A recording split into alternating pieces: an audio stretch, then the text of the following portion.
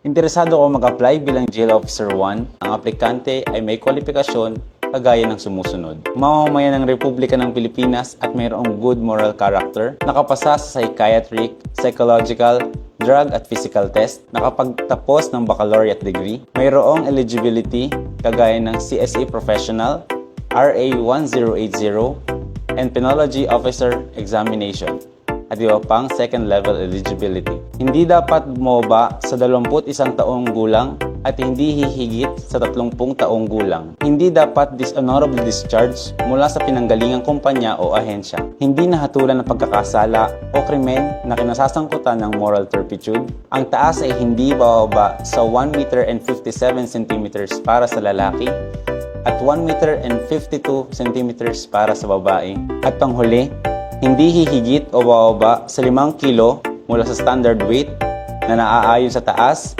edad at kasarian ng aplikante. Kung qualified, maaari kang magpasa ng iyong application folder sa pinakamalapit na regional office sa iyo. Ako si Jail Inspector Den Adrian Torres Nimapilis at ito ang JO1 101.